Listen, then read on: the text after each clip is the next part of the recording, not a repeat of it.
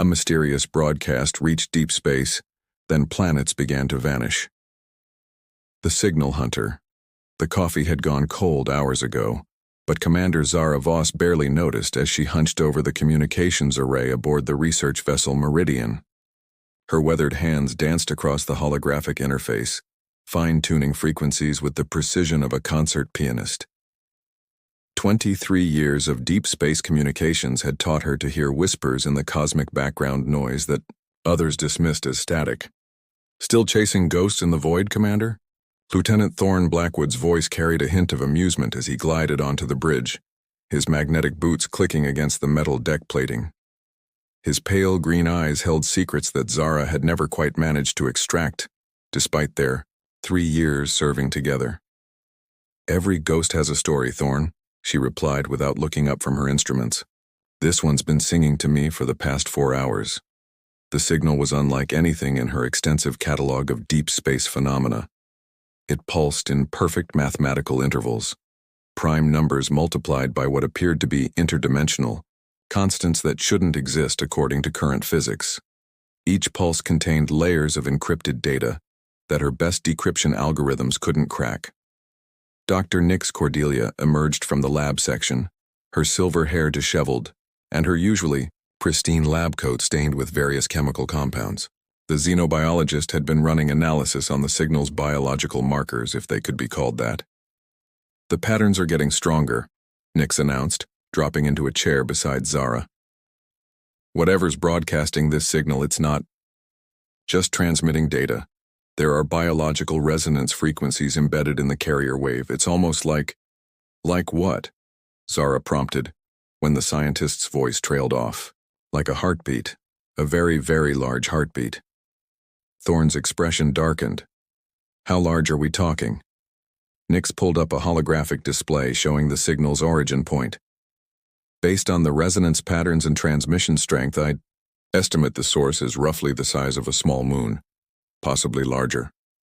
The bridge fell silent except for the gentle hum of the ship's life support systems. Zara had tracked signals across half the galaxy, but nothing had ever suggested a biological source of this magnitude. The implications were staggering. "Computer, overlay the signal's origin coordinates with recent navigational hazard reports," Zara commanded. The ship's AI, speaking in its characteristically monotone voice, responded immediately. 3-star, systems in the target vector have been classified as communication dark zones within the past 6 months. Kepler 442 system went dark 4 months ago. Gliese 6667C system lost contact 2 months ago. Most recently, the Proxima Centauri B colony ceased all transmissions 3 weeks ago. Thorne's face had gone completely pale. "That's not possible. Proxima Centauri B had a population of 12 million. They wouldn't just go silent." "Unless they couldn't transmit," Nix said quietly. "Or unless there was no one left to transmit." Zara felt a chill run down her spine despite the warmth of the bridge. She had spent her career listening to the songs of distant stars, the electromagnetic chatter of civilizations, the death cries of dying worlds. But she had never encountered silence like this. The kind of silence that followed in the wake of something vast and hungry. "Commander," the ship's AI interrupted, "I'm detecting an anomaly in the signal pattern. The transmission frequency is increasing exponentially." The holographic display erupted with new data streams. What had been a steady pulse was now becoming a frenzied staccato like an accelerating drumbeat. The mathematical patterns were evolving, becoming more complex with each iteration. "It knows we're listening," Nix whispered, her voice barely audible. "How could it know that?" Thorne demanded. "Because it's not just broadcasting," Zara realized, her fingers flying over the controls as she traced the signal's path through space. "It's scanning. Each pulse is a probe, mapping everything in its path. Radio telescopes, communication satellites, inhabited worlds. It's cataloging everything that can receive its signal." The bridge lighting flickered as the ship's computers strained to process the incoming data. Warning klaxons began to sound as system after system reported overload conditions. "Commander, we need to break connection," Thorne urged. Our systems can't handle this level of data influx. But Zara couldn't bring herself to sever the link. Hidden within the chaotic stream of information, she could see patterns emerging. Star charts showing the locations of inhabited worlds, frequency signatures of various species' communication systems, and most disturbing of all, what appeared to be population counts for dozens of civilizations. My God, she breathed. It's not just scanning for receivers. It's counting us. A new element appeared in the data stream, something that made Zara's blood run cold. Embedded within the mathematical chaos were coordinate sets corresponding to Earth, New Terra, the Centauri colonies, and every major hub of human civilization. Thorn, get us out of here. Maximum burn, any direction away from that signal. What did you see? He asked, even as his hands moved to comply with her order. A menu, she replied grimly. I think we just found ourselves on a very large menu. The Meridian shuddered as its engines fired at full power, but even as they began to move away from the signal source, Zara could see that it was too late. The transmission had evolved again, and now it was following them. Commander, Nick said, her voice tight with terror. The signal's point of origin is moving rapidly. On the main display, the source coordinates were shifting through space at an impossible velocity, faster than any known technology could achieve. It was heading toward the inner systems, toward the heart of human space. How long until it reaches the nearest inhabited system? Zara asked. At current velocity, approximately 6 hours, the AI responded. Zara closed her eyes, feeling the weight of discovery and responsibility crushing down on her shoulders. They had found something in the void, something that had been waiting for the right moment to announce its presence. The signal wasn't a message or a greeting or even a warning. It was a dinner bell. All hands, this is Commander Voss. Prepare for emergency hyperspace jump to Kepler Station. Transmit all data on the anomalous signal to Fleet Command with priority alpha clearance. And may whatever gods are listening have mercy on us all. As the Meridian prepared to make the jump to hyperspace, Zara took one last look at the signal. Analysis. The patterns had resolved into something that looked almost like language, ancient, alien, and utterly malevolent. In the midst of the complex mathematical sequences, she could swear she saw something that looked like laughter. The ship vanished into hyperspace, carrying with it the first warning of something that would make the darkness between the stars seem welcoming by comparison. Behind them, the signal continued its relentless advance toward the sleeping worlds of human space, and in its wake, reality itself began to bend and twist in ways that would make even the void weep. The hunt had begun, and humanity didn't even know it was the prey. The Collector's Gambit. The Shadowhawk drifted through the debris field like a predator stalking wounded prey. Captain Raven Ashford had learned long ago that the best salvage opportunities came from other people's disasters, and the Kepler 442 system was proving to be a goldmine of abandoned technology. Ghost, what's our haul looking like? She asked, her scarred hands expertly maneuvering the ship between twisted fragments of what had once been a thriving space station. Her AI companion's voice materialized from the ship's speakers with its characteristic blend of sophistication and sarcasm.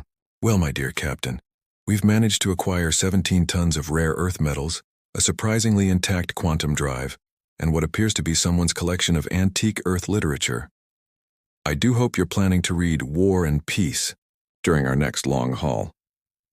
Raven snorted with amusement. Ghost had been her constant companion for 8 years, ever since she'd salvaged the AI from a derelict research vessel.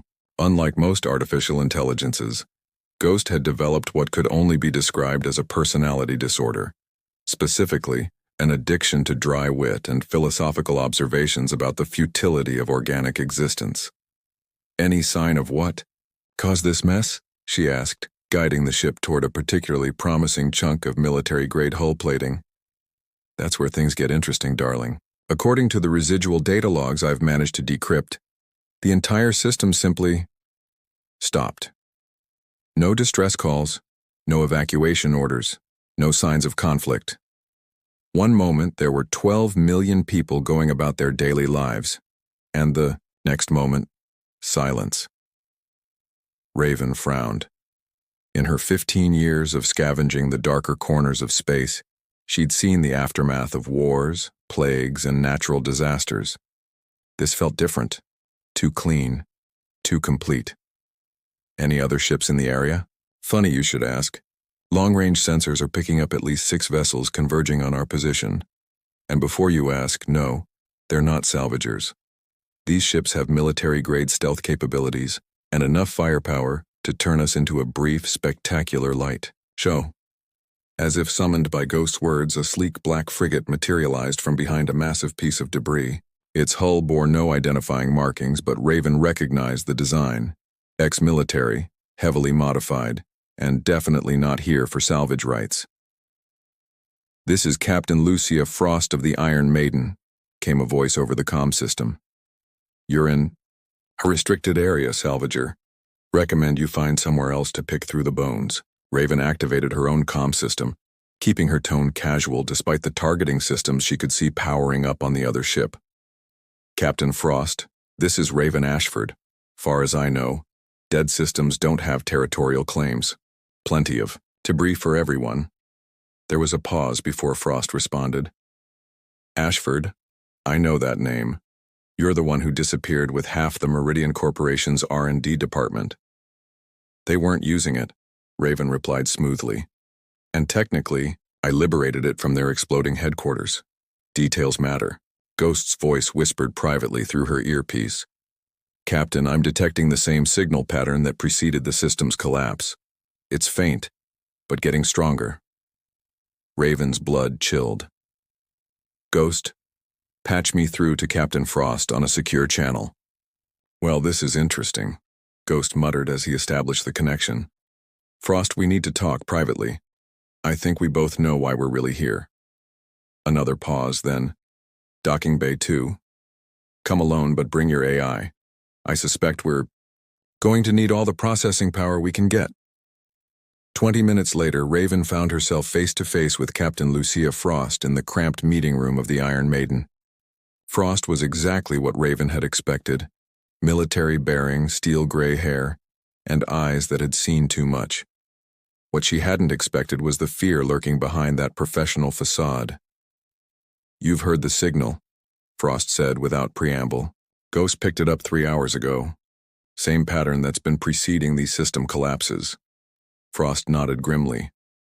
"My sources in fleet intelligence report similar patterns before 17 different systems went dark over the past 6 months. The brass is calling it equipment failure, but I've seen equipment failure. This isn't that." Ghost's holographic avatar materialized on the table between them, a shifting geometric pattern that somehow managed to convey personality through pure mathematics. "If I may interrupt this delightful exchange of paranoia, I've been analyzing the signal structure. It's not just a transmission, it's a carrier wave for something much more sophisticated." "Meaning?" Frost asked. "Meaning, dear Captain, that someone or something is using this signal to map reality itself. Every pulse contains information about local space-time, quantum field fluctuations, and what I can only describe as dimensional boundaries." Raven felt her throat go dry. "You're saying something is scanning for weaknesses in reality?" "That would be the optimistic interpretation," Ghost replied. "The pessimistic interpretation is that something is preparing to rewrite reality according to its own specifications." Frost leaned back in her chair, her face pale. "My ship's AI detected similar patterns in the historical records. This isn't the first time this has happened." "What do you mean?" Raven asked. "I mean that civilizations have been disappearing throughout galactic history. The Vorlani Empire, gone overnight. The crystal cities of Andromeda, vanished without a trace. The singing worlds of the Outer Rim, silent for 3,000 years. Every single disappearance was preceded by the same signal pattern." Ghost's avatar shifted to a more agitated configuration. "Captain Ashford, I'm detecting a massive surge in the signal strength. Whatever's generating this transmission is getting closer." The lights in the meeting room flickered as both ships' sensors struggled to process the incoming data. Through the viewport, Raven could see space itself beginning to shimmer like heat waves rising from hot pavement. "It's not just closer," she realized with growing horror.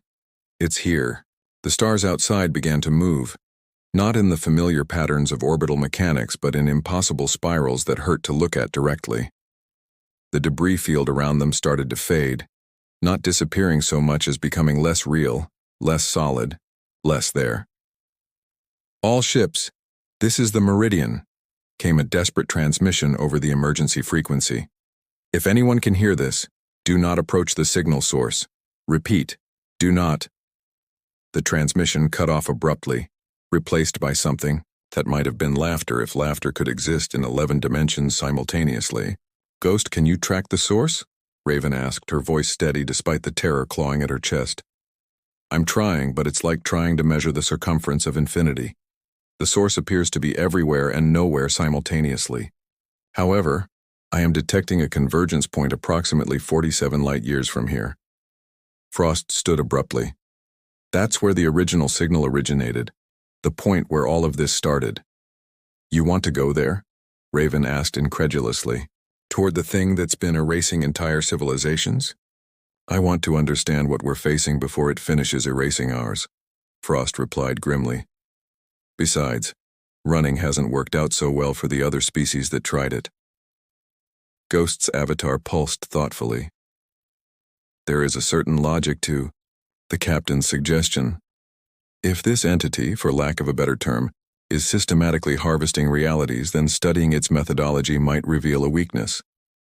Raven looked out at the fading debris field, watching the last traces of Kepler 442 civilization dissolve into cosmic background radiation. Somewhere out there, her own species was living their lives, unaware that something ancient and hungry was preparing to add them to its collection. "All right," she said finally, "we go hunting. But if this thing is as old and powerful as you're suggesting, we're going to need more than 2 ships and a sarcastic AI." "Actually," Ghost interjected, "I've been monitoring Fleet Command communications.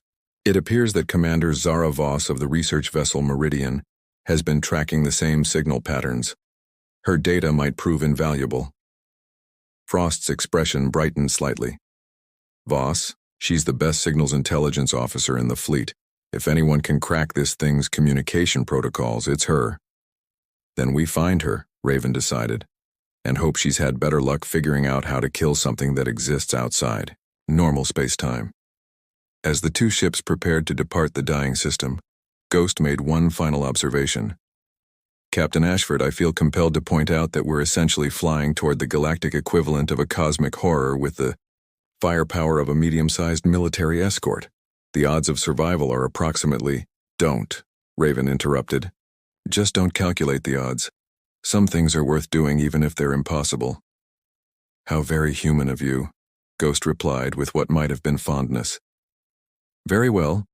Course plotted for the convergence point. Estimated arrival time, 6 hours, 43 minutes. The Shadowhawk and Iron Maiden vanished into hyperspace, leaving behind a system that had been home to millions and was now nothing more than empty space dotted with fading memories.